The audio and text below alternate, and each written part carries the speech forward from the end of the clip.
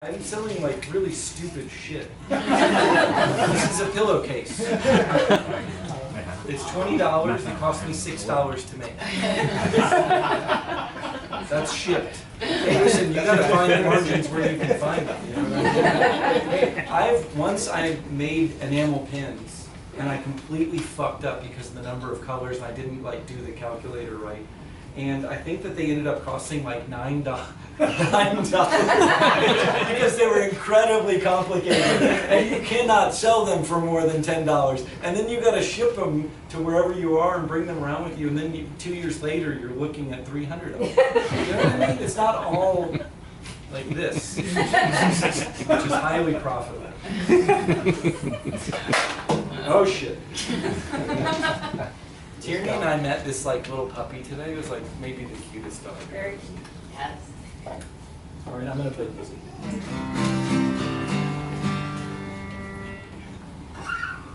I'm gonna play a new song. I am not the narrator of this song. He's maybe not a great person, but he's honest, and that counts for something.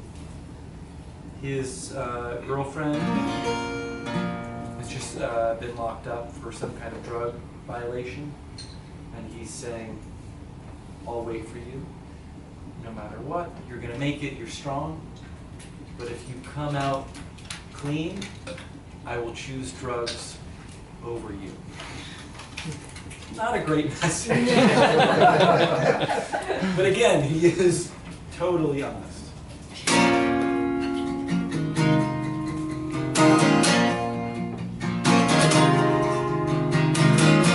I'll wait for you.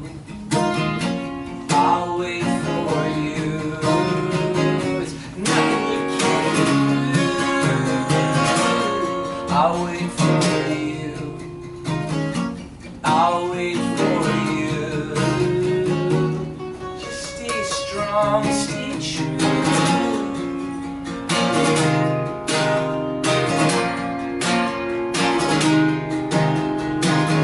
It's a miracle, I'm not a drug addict. It's a shame I'm still hard-eyed, but damn it sure took you.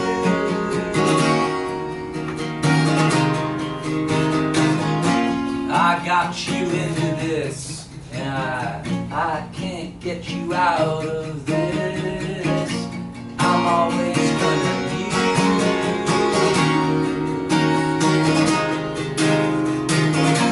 I'll wait for you. I'll wait for you. Just stay strong, stay true. I'll wait for you. I'll wait for you. There's nothing you can't get through.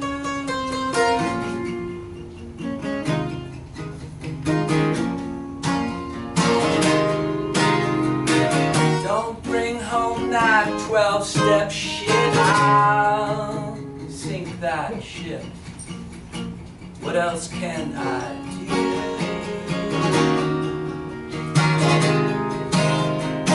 On the edge of bankruptcy, on the fringes of legality, that's where I'll be.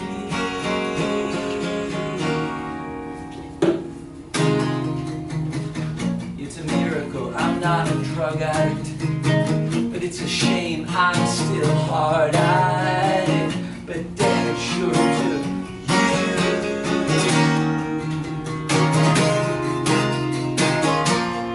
loved you, it's true, but there's a big part of me I smashed away from you. Got glass clean hit that good shit.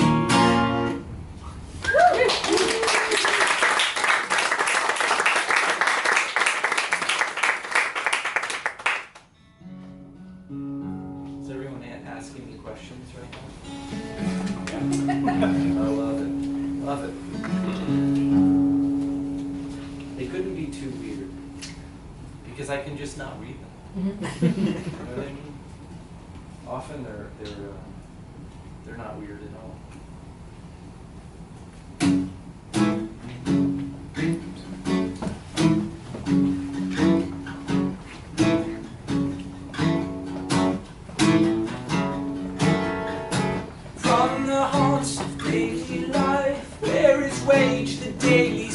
life. Common wants and common cares cuts the human heart with tears. Rise like lions after us slumber and in greatly unknowable number.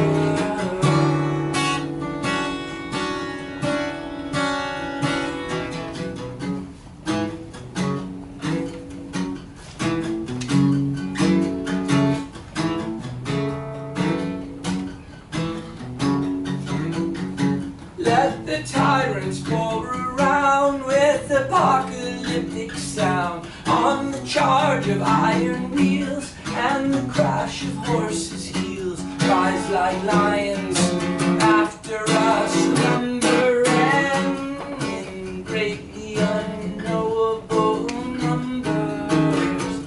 Through the blood that must ensue, we are many and they are few.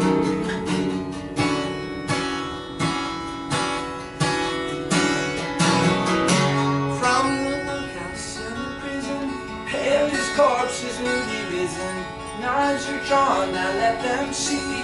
Standing tall to say they're free. More strong with simple words, set to wound with sharpened swords. By these targets let them be, with their shade to cover me. Rise like lions after us slumber and in greatly unknowable numbers. Through the blood that must ensue, we are many and they are few.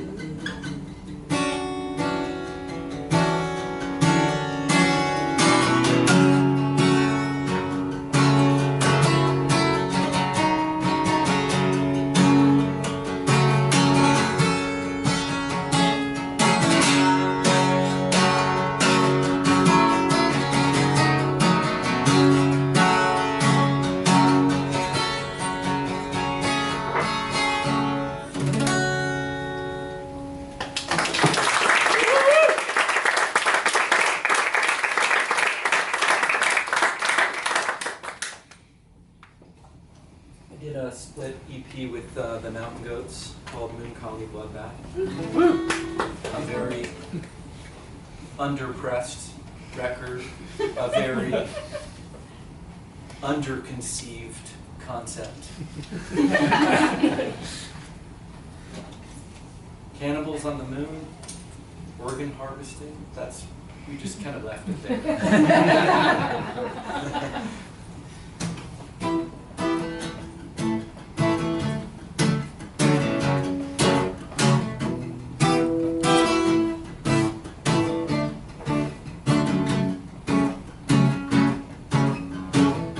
Out in the desert in the last light of day, we search for the footprints of Bobby Bowie. Out in the desert past the LA County line, Bobby buried the canister in the middle of the night. I'm not alright, I'm really not up for the fight.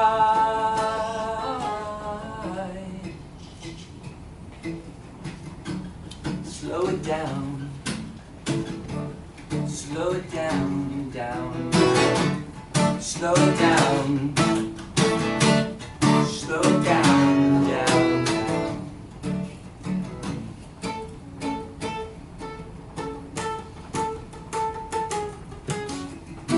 Years grind on as the van accelerates.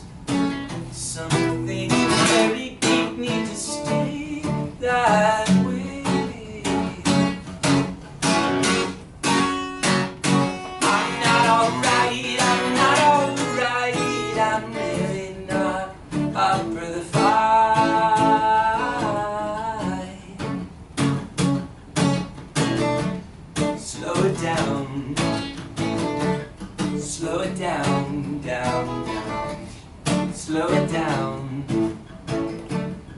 Slow down, down, down.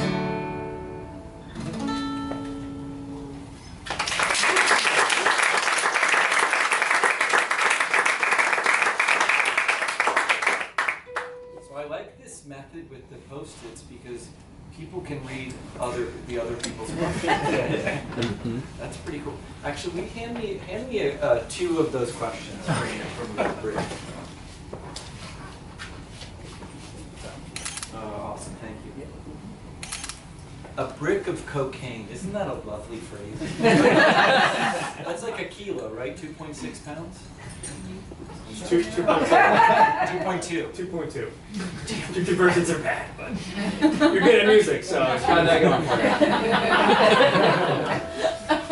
I was really counting on 2.6.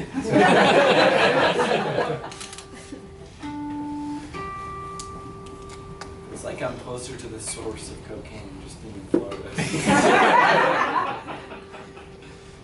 You may or may not know this. I was born in Gainesville. I lived in Florida until I was fully formed adult. And I love Florida so much. I lived in Jacksonville. I lived in St. Augustine. I lived in Swanee River. I lived in Williston. And I lived in Gainesville. But I'm really happy. Orlando's a good place. Oh, I'm sorry? Orlando's a good place. I love Orlando. I've played in Orlando Yeah. on every tour I've ever done. I mean, and bands that skip Florida, they suck. First off, why wouldn't you want to come to Florida? Like, it's like amazing. It's the tropics.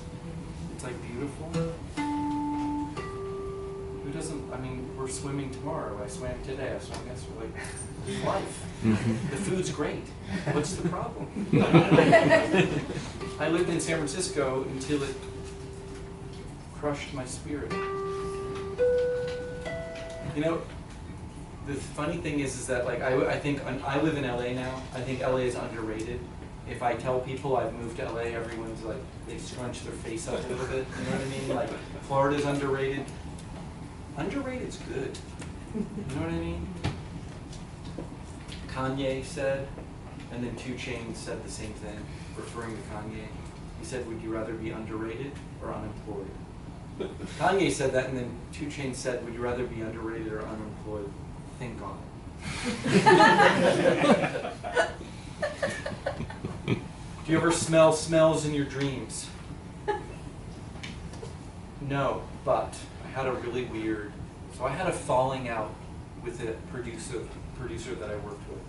He's a very sensitive, very smart person. Very sensitive. He has had a falling out with many, many people, so it wasn't like a special occurrence. But I played the town that he lives in a week ago. And he didn't come to the show. I think I was nervous about seeing him. And that night I had this like very, very stressful dream that I was meeting him in a cafe, kind of like a restaurant, fast food cafe hybrid place.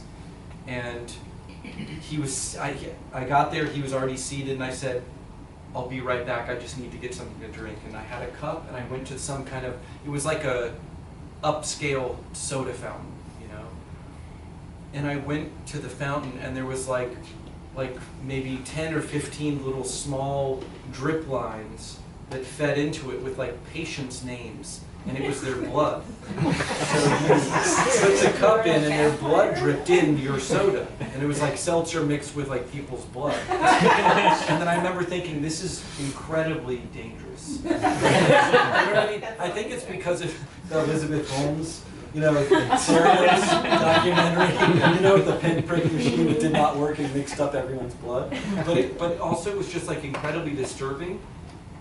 And I remember thinking, okay, I'll just like let the blood run out, and then once it stops, I'll just fill it with seltzer. And then there was a couple drops of blood that got into the soda.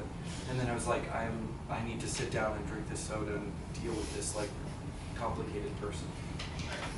So I have weird dreams.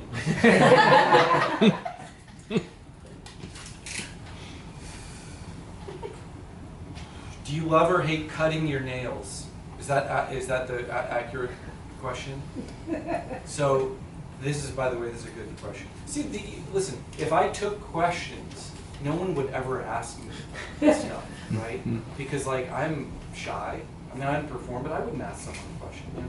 So this is a good question. I have a complicated relationship with my nails because I've bitten my nails since I was like 3 or 4 years old. And it was, my mom would get really upset with me for like my entire like childhood. And so at one point, I started just to like shred them with my other nail. So I shred my, you know, I just kind of like peel them off, but I think it's probably like when you start vaping instead of like smoking a cigarette. You know what I mean? I don't necessarily think it's better. The argument that my mom gave me was that it was bad for my immune system because I was like biting my nails and there would be dirt on my fingers or something. And I would counter by saying, well, my immune system's probably very strong. Because I'm like, whatever, filth into my So well, that's enough about my nails. This is another quality. Good questions. The other night, gotta say, 10, 15 questions that were almost unanswerable. They were really bad. These are good. I don't want to. Poorly. The crowd was great. The questions were great. Snoozeville. I did a full cover of David Bowie's Diamond Dogs. I think it's a very, I'm a Bowie fan. I think it's a very strange album for him. It's his most, I think it's his most problematic record. I think it's one of the most interesting things I think all the 70s stuff he did is kind of untouchable. But he, it's one of the only, it's the only record that he played all the guitar on, which I think that immediately separates it out from his records. He's a good guitar player, and it was peak cocaine, methamphetamine for Bowie. So it's like it's the most kind of Burroughs cut up that he ever got lyrically. He started with this like 1984 concept record thing, and then like couldn't hammer it through the estate of George Orwell, so he bailed. So it's a very strange, almost like there's like moments that feel unfinished, but the peak moments of that record are some of the most exciting shit ever. It's a good recording, and so I covered it on 2 records ago. I put out this record, Dagger Beach, and I wanted to kind of have this like paired, record to go with it. And at the time, my band, who I still work with, they're like all jazz people, and I'm not going to say they're not snobby at all, because part of this story will sound like they're snobby. They're not snobby. They're just disinterested. In a way that I think is okay. You know what I mean? They're very, very smart. They're like into like Mingus. Do you know what I mean? They're into like Steve Reich. They're into like high concept stuff, which is fine. It's great. But they weren't interested in learning David Bowie's Diamond Dogs. So when I gave them this assignment, I was like, hey, we're going to record this in 3 days in the studio. They're like, okay, just teach us the record. And I'm like, well, it's on Spotify. And they said this, and again, it wasn't snobby. They're like, we're not going to learn the record. Just give us tabs, print out some tabs with chords, and then sit down with a guitar, because we want it to be like weirder. If we have to learn this album from you, you're like this like diehard fan. I mean, they're like, do you want this to sound like mimicry, or do you want this to sound like some smart people figuring out what this dude's up to? You know what I mean? Like Bowie and me, you know what I mean? Because like we're recording and I'm signaling key changes and stuff. And so I trust them. 2 of them, well, they're all over my new record, The Cedars. I mean, so it worked, whatever they did, and they had a conceptual like no. You know what I mean? I thought that was like kind of like, that's high concept right there. We have a no for you, but.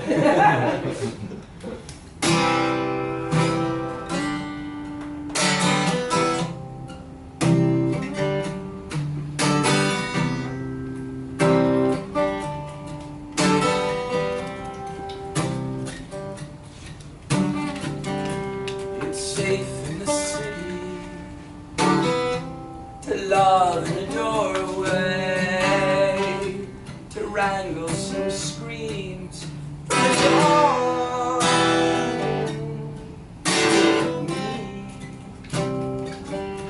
putting faith in a stranger, like a portrait in flesh that trails on a leash. Will you see that I'm scared and I'm lonely? So I break up my room and yawn, run to the center of things where no one says boys. Boys, it's a sweet thing. 'Cause boys, it's a sweet thing, sweet thing. If you want it, boys, get it here thing. 'Cause boys, it's a cheap thing, cheap thing. I'm glad that you're older than me. Makes me feel important and free. Does that make you smile? Isn't that me? I'm in your way. I'll steal every moment.